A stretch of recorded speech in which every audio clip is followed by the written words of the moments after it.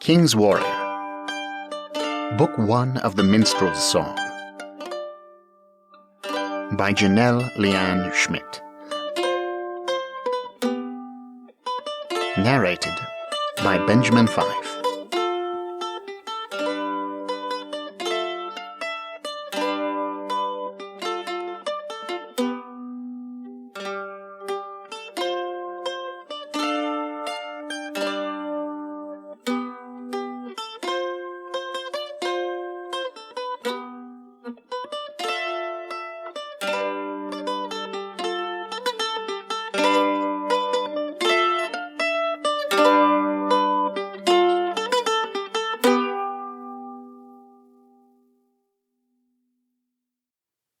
Prologue.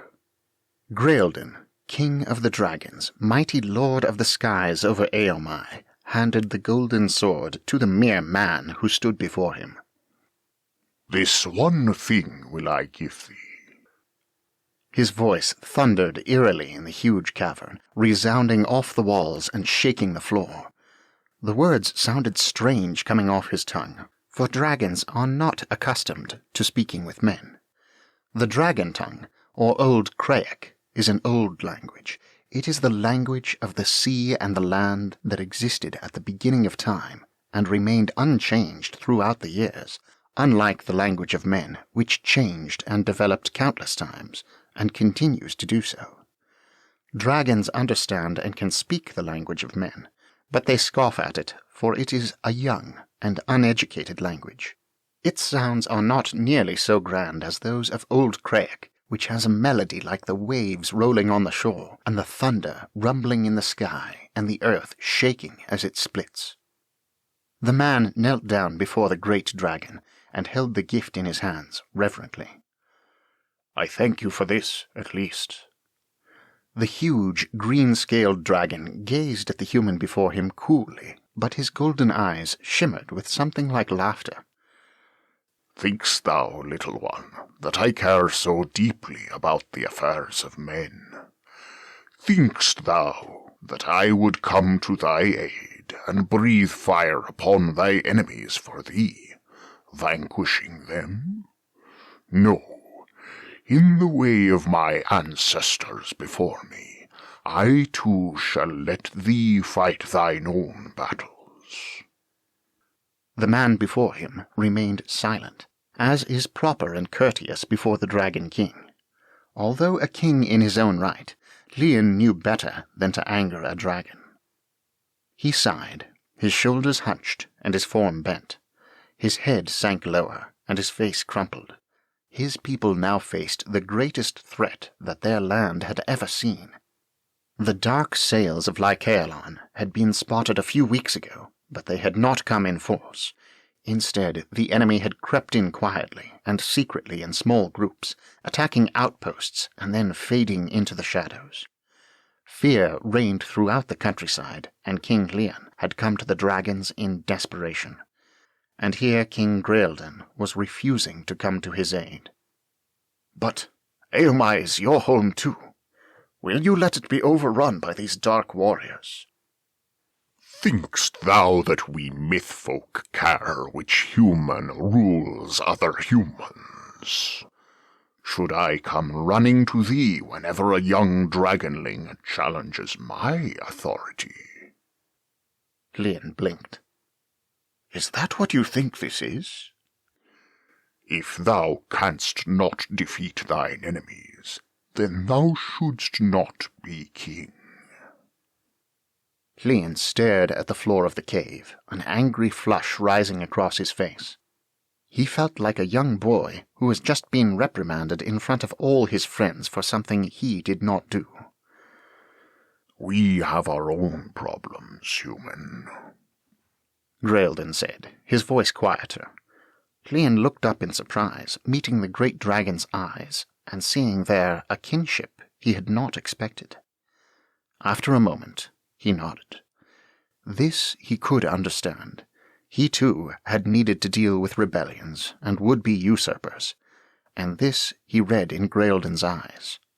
The Dragon King was not telling him that he would not help, but rather that he could not help. "However," Graelden continued, "I tell thee this, the fang blade is no ordinary sword. Its deadly blade was formed from one of my own great teeth, and the handle was created from one of my own silver scales, and in its forging it was imbued with dragon magic. It will serve thee and thy descendants, and it shall neither break nor rust as other swords do. But know this as well. The sword has a will of its own, and it does not grant its holder magic, but only brings out what is deep within him already. An evil man can do only evil with the fang blade, but a man of noble character and a good heart shalt be able to do mighty works with that sword in his hand. Be careful of whose hands thou dost allow the blade to fall into once thou art done with it."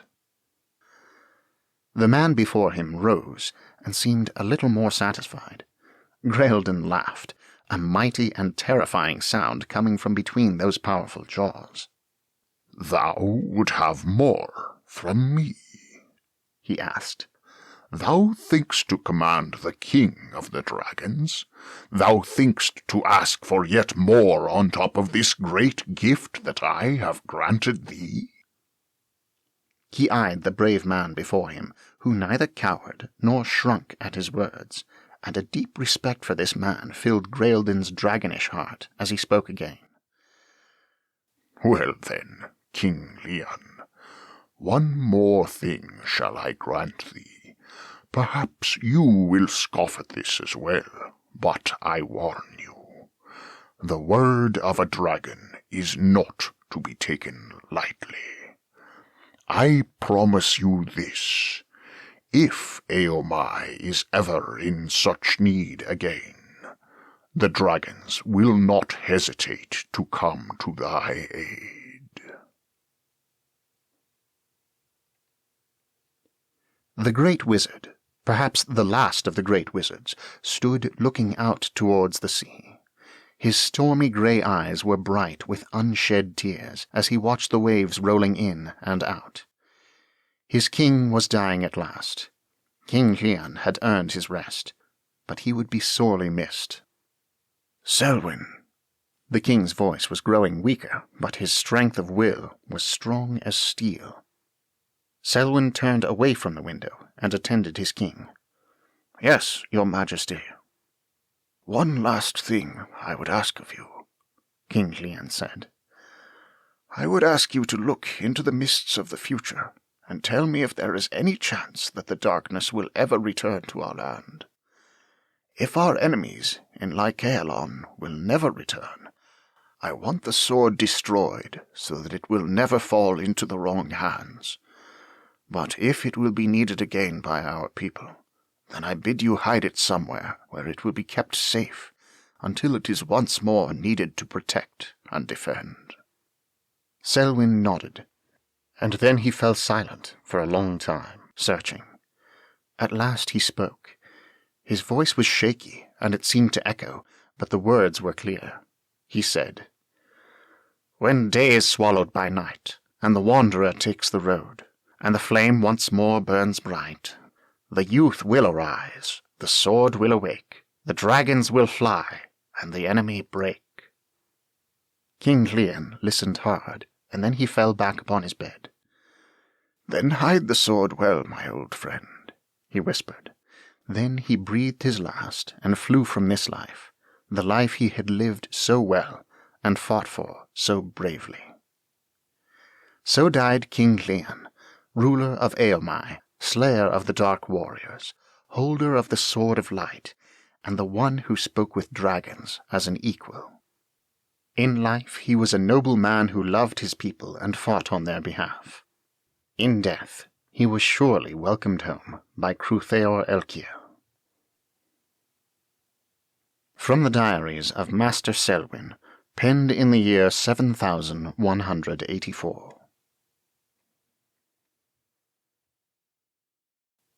Chapter 1. She felt the horse beneath her tense, muscles coiling, and leaned forward as together they leapt the fallen tree. They flew through the air and landed cleanly on the other side. The sound of pounding hooves filled her ears as they continued cantering down the road. Kamari filed the fallen tree in her mind, tucking its location away. She would have to remember to tell her father about it. King Arnaud liked to keep the roads around the palace clear, especially the roads leading to Eolan. Kamari urged Tor to go faster, wrapping strands of his silver-grey mane around her hands. She was late, and Darby would be worried. She had not meant to wander so far from home on her daily ride, but her tutors had been particularly demanding that morning, and Kamari was frustrated. Why was all this so hard for her? The niceties of court etiquette gave her fits. Politics was slightly easier, and history was one of her best subjects. But today she had been unable to grasp even the simplest of her lessons, and so, at her first opportunity, she had slipped out to saddle up Tor and go for a ride to clear her head. They had wandered through fields and over streams, chatting with the occasional farmer or merchant who happened to be passing by, and Kamari had lost all track of time. Now the dragon's eye was beginning to set, and the chill of evening hung in the air. Her sable hair streamed behind her as Tor carried her at a gallop back to the palace. A fork in the road appeared before her. Without hesitation, Kamari chose the left-hand path, despite the fact that it would take her through the forest. The roads were safe, and although the forest was dark and sometimes sheltered rogues, she was not concerned. The forest road was the shorter route, and the sword at her side was not merely for show, after all. When Kamari reached the stables, she threw Tor's reins to a stable boy, something she never did, because if she took the time to care for the horse herself, she would miss dinner altogether. "Princess, where have you been?" Darby sighed, as Kamari entered her rooms. The elderly woman wrinkled her nose. "You smell like the stables again. I've been looking for you everywhere." "Relax, Darby," Kamari smiled. "There's plenty of time before dinner." "Not if you don't hurry." The grey-haired woman ushered the princess across her grand bedroom to the smaller room, where her bath had been drawn up and waited, the water quickly growing cool. "You need to wash that smell off you, and then I'll work on your hair. You really don't have much time."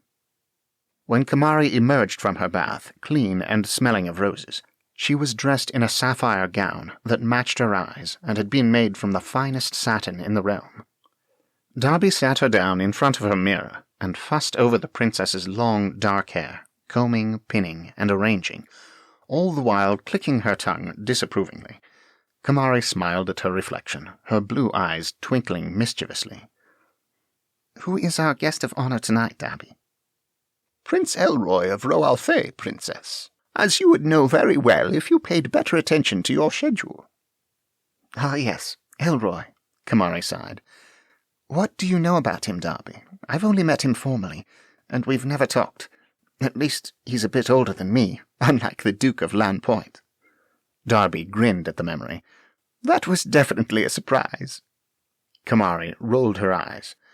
As she neared marrying age, her father had begun receiving letters requesting permission to court his daughter. As the only child of the King of Eomai, Princess Kamari was an ideal match for any nobleman with the slightest ambition. King Arnaud tried to filter out the most horrifying requests, but some surprises still occurred. They had exchanged correspondence with the Duke of Lan Point, a small holding on the southern end of Iolanver, and one of the 4 barrier islands directly to the east of Eomai. The Duke wrote eloquently and respectfully, so Arnaud and Kamari had agreed to invite him to the palace for a visit. When he arrived, they had discovered that he was extremely young, no more than 5, and that his letters had been written by a well-meaning steward who simply wanted his young duke to be accorded the honor that an invitation to King Arnaud's palace would engender. King Arnaud had politely but firmly informed the steward that in the future he should be honest with his king, as it would save everyone subsequent embarrassment. "He was sweet," Exactly what I would like to have in a little brother, Kamari said. But not in a suitor. Kamari smiled. No, well, yes, but 15 or 20 years older. Well, let's see, what do I know of Prince Elroy? Darby mused, holding barrettes up to Kamari's hair and considering. He is the ruler of Roalthe. Obviously. Roalthe was the largest and northernmost of the 4 barrier islands that stood directly between Aomai and open oceans. The barrier islands had always been friendly with Aomai, but they each had their own rulers. Of those rulers, 3 were married, leaving Prince Elroy as one of the best matches for Kamari. In Roalthe, the ruler was given the title of prince until he married and produced an heir, at which time his title would be changed to king. It was a strange system, but one that worked well.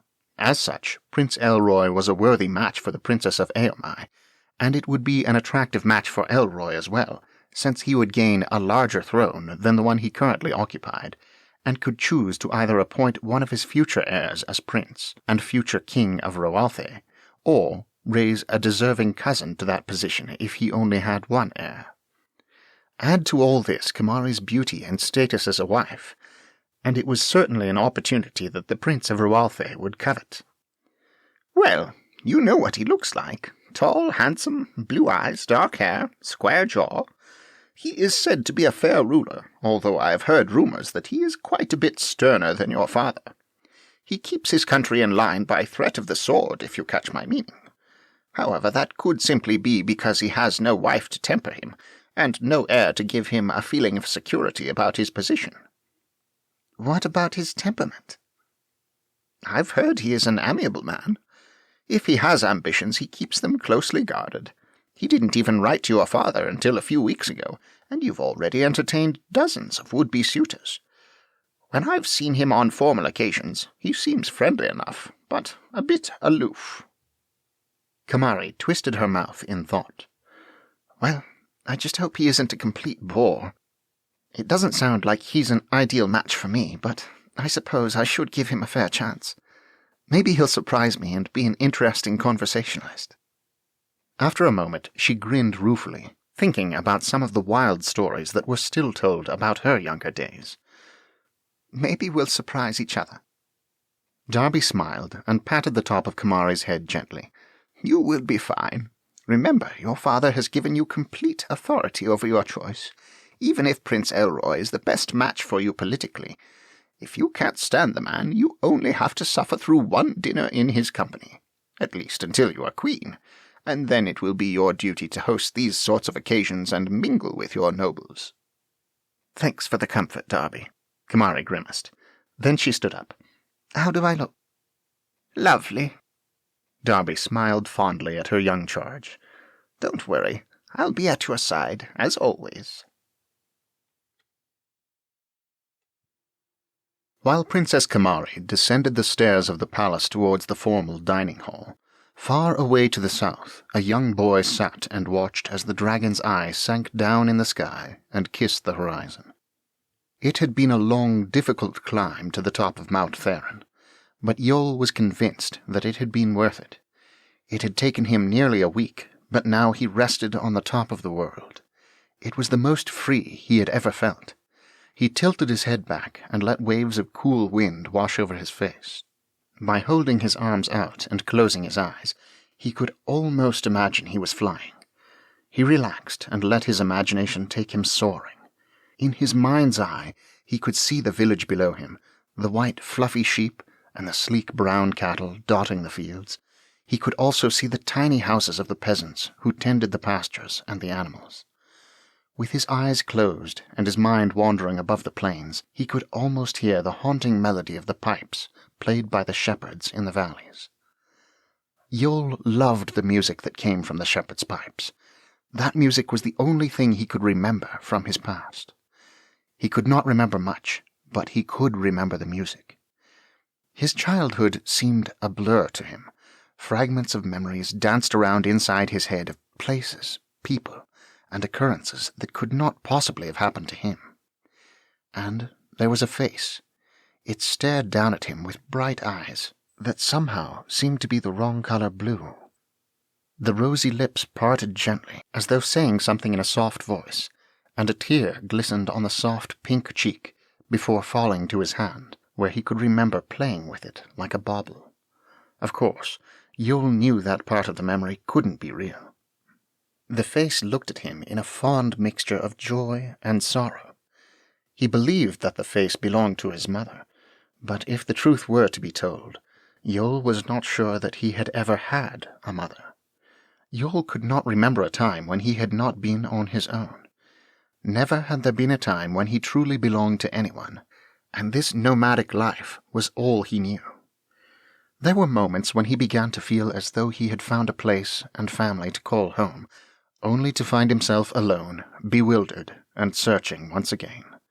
His most recent outcasting burned in his memory, and his cheek still stung from the rebuke he had received. Yule had hired on to tend the herds of a generous family this warm term, but he would not be shepherding in Peak's shadow again. Something had happened, and he had been told in no uncertain terms that he must leave and never return. There was fear, yet understanding, in Brant's eyes as he told Yule to head for the mountains of dusk. Yule was bewildered as to what he had done to make himself an outcast by this family, and this village that he had begun to claim as his own. Yule was a bit of a loner, but not one to make enemies. He took orders and did what he was told, no questions asked. He knew better than to touch what belonged to others, and he followed all the unwritten rules that came with having no heritage to speak of. The day was warm and slow, the type of day that makes one want to lie down in the long cool grass and just pass the hours being idle. Yule was in the pasture watching Brant's flocks, listening to the pipe music that neighbouring shepherds were playing in their fields. The music intertwined and danced over the ground to where Yule was sitting. Pipe music was like that. It was light and floating, and the wind could carry it farther than most other types of music. Yule had always wanted to learn to play the pipes, but he had no one to teach him. As he listened, Yule felt perfectly content watching the sheep and letting the music wash over him. The longing was still there, of course, the longing that never quite left him, but Yule managed to ignore it. The music enchanted and mesmerized Yule. He remembered falling asleep, but had no idea how long or deeply he slept. He did know that he had a flying dream, and was now awake in a cold sweat of fear. Yule loved these dreams of flying, loved that feeling of being up so high that no one in all the world could reach him. He loved waking with vivid recall of soaring through the skies. Yet he also knew with every such dream that anger, fear, and confusion soon followed. Yule did not have to wait long. Within moments he heard shouting from all directions. He lay still, knowing with that deep, insightful knowledge that possessed him at the most inopportune times, that the shouts meant trouble, and they were meant for him. "Father, I found him!" Brant's son called out loudly. Shay was Brant's oldest child, only a few years younger than Yule himself, but for some reason he was frightened and would come no closer until his father arrived. Brant himself had no such hesitancy. He walked over to where Yule was lying and grabbed him by his tunic, lifting him to his feet. Yule opened his mouth to ask what was wrong, but he did not get the chance. An unexpected slap across his face rendered him speechless for a moment. The blow did not hurt much, but it did take him by surprise. "What was that for?" he asked. "That was for putting my family in danger." Brant's voice was quiet but deadly. "How dare you come into my home and endanger my family in this way? How did you dare to presume that you were under my protection?" Yule stared into Brant's dark, angry eyes in bewilderment. I... "No excuses. Go back to where you came from. This town will not tolerate your presence here any longer," Brant said with force. "You must leave. I cannot protect you." Brant paused and seemed for the first time to notice Yule's confused and frightened expression. His tone softened, and he laid a gentle hand on the boy's shoulder. "Now, listen to me. I will not harm you, and I will not let them hunt you. I will not have you caged or beaten or killed while I can prevent it. The longer you remain here, the greater your danger. I have known these villagers for many years, and they have seen hard and desperate times. The king's protection does not always reach this far.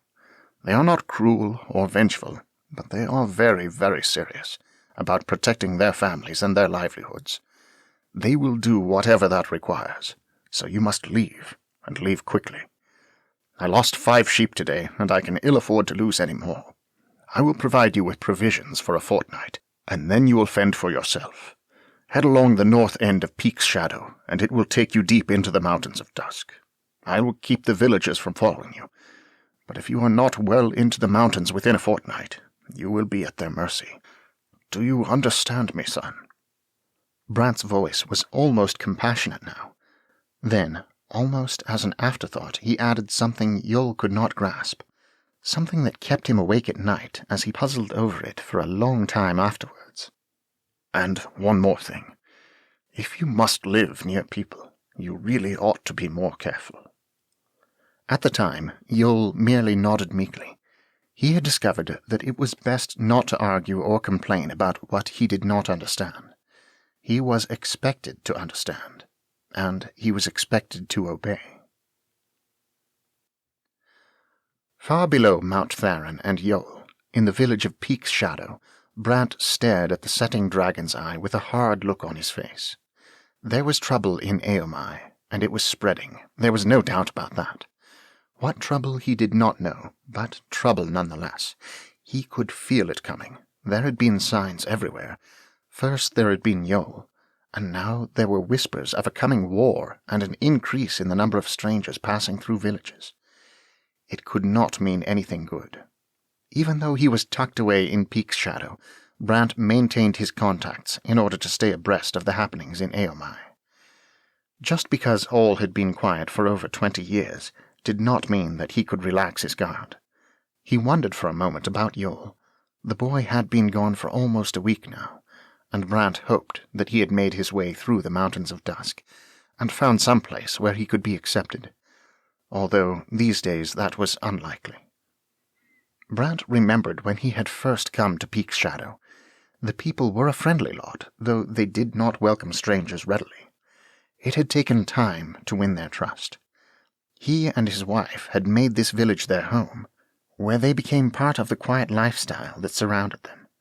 This was precisely as Brant wanted.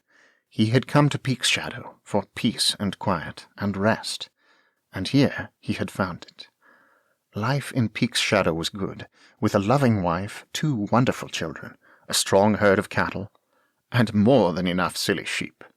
They owned a quaint, smallish cottage that he had built himself on a property with a spacious pasture, watered by a charming creek that gurgled and sang to itself.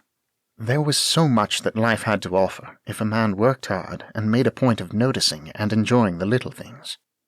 He had tried to live a simple life, had tried to bury his past, although he never forgot.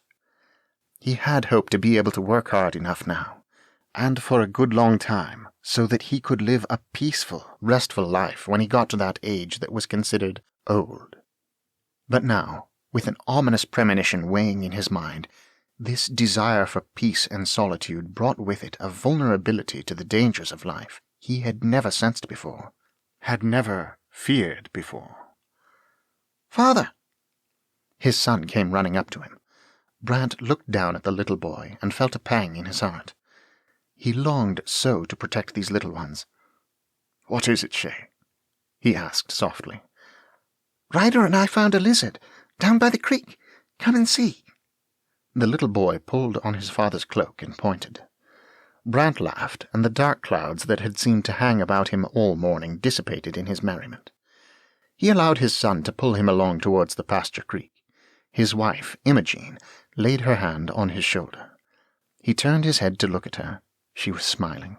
He smiled back, as her presence chased away the last of his fears. He loved her dearly. "Dinner will be ready soon," she said. "Could you whistle for Carly on your way back from the creek? She's out playing with the baby sheep." "They're called lambs, dear," he teased her, with a grin on his face. "I couldn't tell Carly that," Imogen exclaimed. Her favourite meal is lamb. Perhaps it was the look on her face, half playful, pretending to be shocked and hurt, and half loving, but it gave Brant an odd feeling. He leaned closer and kissed her. He wasn't sure why he did it. He would see her again in a few minutes, but he kissed her as though he would never see her again. "I'll bring Callie," he said. As he walked away, he was surprised to find that tears had sprung to his eyes. The lizard was pretty neat, Brant had to admit. All slimy-looking, with dark green spots. Its tongue flicked in and out, causing Shay and his friend Ryder to shriek with laughter. Brant smiled at the boy's antics. "Look, look!" Shay yelled. The lizard had apparently grown tired of its audience, for it was now slithering off the rock towards the water, with as much dignity as could possibly be expected from a lizard. "That's our cue, boys," Brant said. "Time for dinner." "Can Ryder come over for dinner?" Shay pleaded. "No, not tonight, Shay. How about tomorrow?" Brant promised quickly, as his son's face fell. At the promise of tomorrow, the little boys brightened. "I hear my ma calling anyway," Ryder said. "See you tomorrow, Shay." He called over his shoulder as he skipped off towards home. Shay turned to his father. "We have to go get Callie," he said earnestly. "She won't hear if we whistle." "Why not?" Brant asked, slightly perplexed by his son's suddenly serious gaze. "Because she's in make-believe world. She can't hear the sounds in this world," Shay said importantly, as he repeated what his sister had told him. Brant laughed. "Oh, she is, eh? Well, we'll just have to go rescue her back into our world. Let's go." Shay hurried along, running to keep up with his father's long strides. Brant suddenly stopped short, overwhelmed by the scene before him. Callie was sitting in the field, the long grass matted down where she had been playing. 2 baby sheep were frolicking around her, and one was lying next to her with its head on her lap. She was framed with a halo of brightness, her blonde hair gently blowing in the breeze and catching the light of the setting dragon's eye.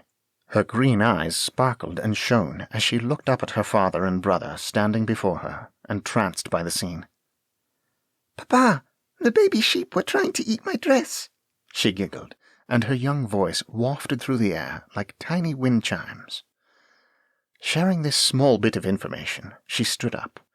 She was a year younger than her brother, but she was older, or perhaps wiser, than anyone Brant had ever known. She had a faraway look in her eyes more often than not. Her dreams of fairy worlds, and her odd little speeches about magic, endeared her to him, as much as did her matter-of-fact way of saying things. Hers was a life lived without fear. Once she had been very sick, and he had been worried that she might not pull through, and it had been Callie who had comforted him. She was only 3 at the time, but already she was speaking in full, strangely grown-up sentences. Brant sighed as the memory came back to him in a rush. It was one he would never forget. He had been sitting by her bedside.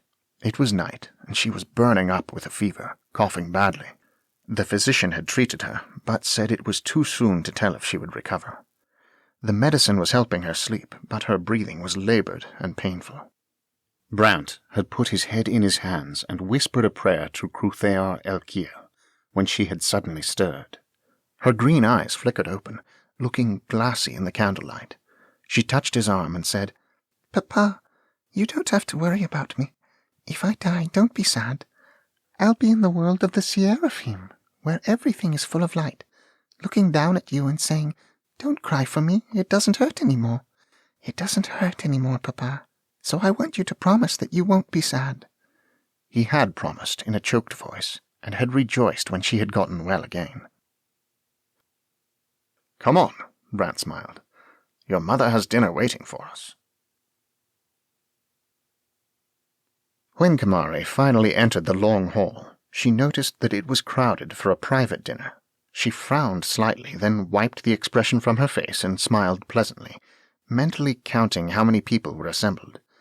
As she wound through the courtiers and greeted them with smiles and a few soft words, she realized that almost all the nobles in Eomai had been gathered for this dinner. She saw that Sir Garin was also in attendance, as well as the other senior knights, and she knew that something was wrong. This was obviously not going to be a private dinner with a would-be suitor. For a moment, Kamari felt a sense of panic. Surely her father would not have pledged her to Prince Elroy without her permission. She glanced around frantically, expertly concealing the wild emotion she felt, looking for her father. She found him already near the head of the table. He was speaking in low tones to one of his senior knights, and his expression was grave. He looked more serious than Kamari could ever remember seeing him. Concern tugged at her thoughts as she noticed that in the midst of all the people assembled in the hall, Prince Elroy was nowhere to be seen. She tuned into the mood around her and felt at once both relief and apprehension. There was tension and expectation, but mostly there was uncertainty. This audience had not been gathered to hear of an engagement, but something much more serious, something more ominous. King Arnaud straightened and raised his chin, signaling for all to be seated. A servant blew a short blast on a tiny trumpet, and the courtiers quickly and gracefully flowed to their tables, waiting to be seated. Across the room, King Arnaud caught his daughter's eye and, with a slight motion of his head, invited her to sit next to him and her mother, Queen Zara. Kamari moved across the floor in something like a daze. Questions tumbled together in her head. Normally, she would have felt extremely awkward to be walking across a huge room with so many eyes suddenly turned on her. The only thing that kept her mind alert were the whispers as she passed through the gaze and scrutiny of supposed friends. "She's certainly grown in the past year. Do you remember at the cold term banquet last year when she tripped over the fountain and fell into the punch bowl?" One lady whispered to the next. "Oh, yes, but my favourite story is when she dressed like a peasant, parading into this hall carrying a wooden sword." Then came the snicker. No, courtiers were too mannerly to snicker, so it must have been a cough. Kamari kept her temper under control, and smiled directly at the ladies who were whispering behind their handkerchiefs, causing both of them to jump conspicuously and curtsy respectfully. Oh yes, there were advantages to knowing how to play this game, Kamari thought pleasantly. Besides, the event with the wooden sword happened 11 years ago. As she took her place between the king and queen, the princess congratulated herself on how far she really had come. Most of her lessons could be dreadfully dull and boring, but she could recite every one of them flawlessly, to her parents' and tutors' delight. She had seen her mistakes as challenges to be overcome, and had taken great pains to learn how to dance without landing in the punch bowl, sit down without knocking over the table, and walk through a room of snickering guests without tripping over her own dress. Though Kamari still could not see the use of these arts, except as a tool to avoid whisperings and ridicule, she had set out to master them, and master them she did. Her mother whispered, "Beautifully done, my daughter." Kamari squeezed her mother's hand. "What is going on?" "Prince Elroy sent a message to tell us that he has been unavoidably detained, and will not be joining us tonight, or perhaps ever." Kamari had never seen her mother frightened, yet Queen Zara's tone struck a chord that sent a chill through her. She glanced at her mother questioningly. "Is something wrong?" Zara smiled for the benefit of those nearby, and whispered, "You must be brave now, darling." Then she turned away, leaving Kamari confused and questioning. King Arnaud stood and raised his hand. A hush filled the room. Kamari noticed the underlying tension that filled the long hall. This uncertain feel was present when she arrived, but she had been so focused on not embarrassing herself that she had not fully appreciated it. Now, in this eerie silence, it was the only thing she was aware of. Her father held up a small piece of parchment and said, "Prince Elroy has declared war on Eomai." Arnaud's words fell like stone in the tomb-like silence of the hall, and then cautious whispers rose to the rafters as questions of alarm tumbled together. King Arnaud raised his hand and spoke again, his calm silencing the whispers. "I have sent trusted men to Roalthe to learn the meaning of this threat. We do not know, but we can guess that Elroy has allied himself with the Dark Country." Kamari felt an icy hand creep down her spine at these words. the Dark Country was only spoken of in whispers.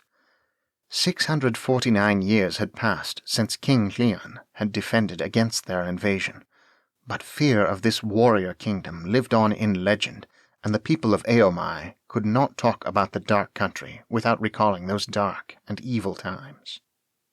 Kamari stopped contemplating the Dark Country and turned her attention back to her father. Since Prince Elroy had hoped to court our daughter, we can only assume he means to take by force what he could have gained through marriage. As I do not know his plans, it is reasonable to assume that Kamari is in danger. For this reason, I am sending her south to stay until the danger is past. She was to be sent away? Kamari looked up, her bright blue eyes widening. In her outrage, she promptly forgot every single etiquette lesson she had ever learned, and raised her voice for all to hear. "No!" she cried, rising out of her chair. "I will not be sent away. I will remain right here where I belong. I will not cower in safety with our people in danger." King Arnaud smiled kindly at his daughter.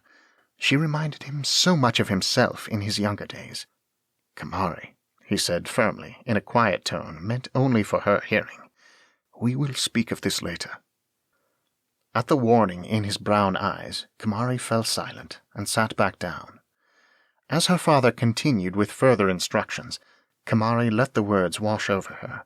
She kept a pleasant look on her face, picking at her food, while her mind was spinning with fury at the prospect of being sent away without even being consulted. When at long last the dinner was over and their guests had departed, with grim faces and pledges to return in the morning for a full council of war, Kamari turned to her parents, her eyes flashing. Arnaud glanced at her and placed a weary arm around her shoulders. Kamari stiffened, but accepted the hug impatiently. "Let's not do this here," Zara said. "Right." Arnaud turned and led the way to their private family quarters in the castle. In the midst of their public lives, these quarters were a tiny but beloved haven that all three members of the royal family were grateful to have. When they had settled into the older, threadbare, and comfortable couches in the family den, Kamari opened her mouth to complain, but Arnaud raised a hand, forestalling her tirade. "Kamari, it is not what you think." "Not what I think? What am I supposed to think?" "I walked into that room tonight fearing that I had been pledged to Prince Elroy without my approval, which would have been bad enough, but to be sent away without even discussing it with me first. How can you do this to me? Where am I supposed to go?" "Kamari, let your father speak." Zara sat down next to her daughter and patted her hand gently. "I have an assignment for you, but it must be kept secret. I needed an excuse, something to keep anyone from guessing the real reason that I am sending you away from the palace. Fortunately, it is common knowledge that Prince Elroy was intending to court you." Kamari felt her anger receding. She sat back quietly and let her father continue. "There is a man that I need to send a message to. I cannot entrust any normal courier with this message, and I cannot let word get out that I am trying to reach him. I need someone I can trust, and at this moment, the number of people that I can both trust and spare is very small." Kamari nodded, at once both placated and intrigued. "So that is why you are sending me?" "Exactly. His name is Brant, and he was once the king's warrior. I need you to find him. The last I knew, he was living near Peak's Shadow, and ask him to come to our aid. I will give you a note so he will know I sent you, since he is not likely to recognize you." "Who is he? Why do you need him?" Arnaud sighed. "He helped keep me on the throne when King Jairam first proclaimed me as his heir. He was my right-hand man for the first years of my reign, and he was a brother to me before that. He knew me when I was just Arnaud. Besides that, he is an excellent warrior and a brilliant strategist, and I will need both in order to win this war." "I see," Kamari said. "Forgive me for losing my temper. I just want to help so much, and the idea of being sent away without any opportunity to do something, anything, was more than I could stand. I would be honored to undertake this mission." "Thank you," Arnaud replied wryly. I thought you would understand, if you gave me a chance to explain. Kamari nodded, barely hearing his words. Her quick mind was racing to plan out her journey. For a moment, she slipped into a pleasant daydream. She would be the traveling princess in disguise that none would recognize but all would love. If she was lucky, bandits might attack their party, steal their money, and kidnap her escorts. She, of course, would slip noiselessly into the forest, and then, when her attackers least expected, she would rescue her friends, and they would travel on. Maybe the bandits would even be of the breed that was loyal to their king, stealing from the rich and giving to the poor and all that. Then they would offer to be their guides through the forest and sharpen their survival skills as their band grew. This trip was definitely starting to have possibilities. Kamari grinned, and Zara squeezed her shoulder, bringing her out of her daydream. You must leave as soon as possible. Darby will travel with you, of course, and your father has arranged for one of the squires to escort you on your journey. The castle was turned upside down within a few days. Soldiers and diplomats were everywhere, taking stock of their weapons and options. Dining halls and ballrooms were exchanged for mapping and strategy rooms, as Arnaud readied his people for war. The countryside was now a training ground where the sound of metal on metal never ceased. Kamari's own preparations were underway as well. While it felt strange to be leaving the palace not knowing when she would return, there was a deep contentment growing inside of her. Trading long gowns, pointless sheer shawls, and diamond-studded, uncomfortable shoes for sturdy boots, leather cloaks, and woolen tunics was far more to her liking.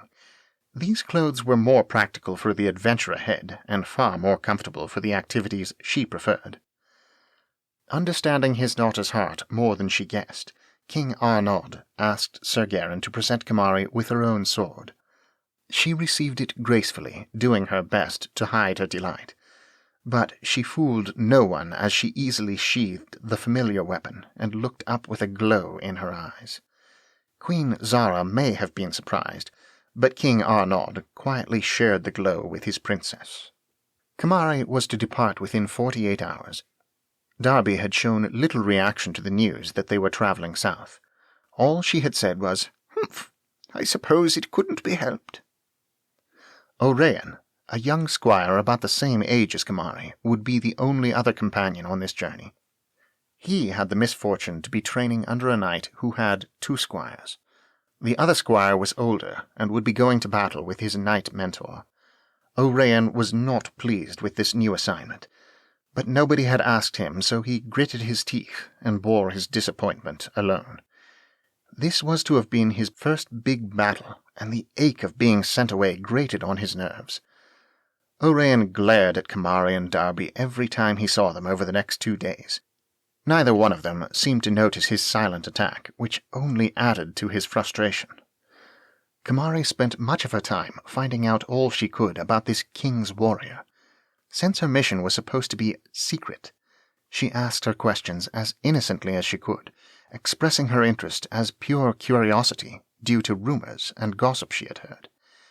She tried to speak with her father, but he was preoccupied with other tasks, and did not seem eager to answer her questions. "I'm sorry, darling," Zara replied when Kamari came to her. "I do not know Brant well, but your father trusts him, and my heart tells me he is worthy of that trust. My only comfort in sending you away is that your purpose is to find him. More than that, I cannot say." In frustration, Kamari turned to Darby. "If he and my father were so close, why have I never heard him mentioned before?"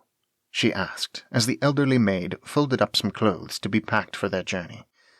"Well, dearie, he's been gone from your father's service a long while now, before you were born, I believe.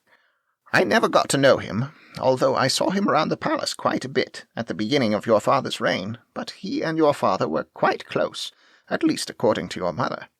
Closer than brothers is how she described them once, if I'm remembering correctly." And that was all that Darby would say on the subject, so Kamari hunted elsewhere for information. She found Sir Garin in the armory polishing his sword. He was the oldest and wisest knight in Aomai. It was common knowledge that he was undefeated with a sword, and his history in battle required an age he did not show. He directed all combat training with a demanding eye, and his knights both loved and feared him. Garin would be one upon whom Arnaud would rely in this coming battle. Garin insisted that knights take care of their own armor and weapons, and he led by example. "Sir Garin?" Kamari asked. "Yes, Princess. I suppose you've come to learn about Brant." "What?" Kamari was puzzled. "The king's warrior. His name is Brant." "Yes, I know. I was just wondering." Garin grinned. "I know all about your mission, Princess. It was my idea." "Oh, well, yes, I was wondering what you knew about him." Garin sighed. "Precious little. He arrived with your father when King Arnaud was summoned to court to be named as King Jairam's heir." Garin's eyes took on a faraway look as he sat back, lost in memory. "They were just boys at the time, but there was something about the way that one carried himself. It spoke of nobility and pride and self-assurance. The kind that a man gets when he's been in battle more than once and faced enemies that meant business. Oh, he tried to hide it, tried to stay in the background and let Arnaud take all the scrutiny, but he couldn't escape the notice of everyone. Some noticed, and some thought a mistake had been made, that Brant was the real heir. King Jairam insisted, though, and so did Brant. He could have taken the throne. There were quite a few who would have given it to him." Here Garin chuckled. "Arnaud himself was one of them, but that Brant, he never seemed to want it." "He wasn't ambitious?" "Not in that way. He was content to become Arnaud's warrior, to wander the realm and bring justice where it was needed, and report problems back to his king. Then, in the year you were born, he came to the palace, one time, just briefly, submitting his resignation, asking the king to let him out of his oath, his sworn bond. Seems he had met a woman, and he wanted to settle down and pursue a life with her. The land was settled and at peace, and Brant had done so much. Well, your father granted his request. Didn't even think about it." Kamari frowned. "Thank you, Sir Garin." "You be careful on your journey now. Do you understand me?" "What do you mean?" "I just mean that you shouldn't go looking for trouble," Garin replied. Kamari grinned and left the armory without saying a word. She had much to think about, and she felt that, even with all the information Garin had shared, this king's warrior was an even bigger mystery than before. The morning of the departure was cloudy, and by the time Kamari, Darby, and Oraeyn were ready to set out, the sky let loose with a cold downpour of rain. Queen Zara's pale blue eyes searched the horizon anxiously. She turned to her husband. "Do you think they really ought to?" She did not finish the question, but Kamari knew what her mother had been going to say. She was actually wondering the same thing herself. She did not relish starting out in the rain, nor was she going to get too excited about setting up camp or sleeping outside if it continued like this. It was a miserable day for traveling. King Arnaud replied to the half-asked question. "Your tracks will be washed away by the rain. Your cloaks are of good, solid cloth, and your horses are well trained and will not mind the weather. The longer you stay here in the palace, the harder it will be to leave in secret. Also, you may as well get used to this weather. You will certainly run into more on your way to Peak's shadow." Kamari believed him and steeled herself inwardly. Her father had come to the throne in unlikely fashion.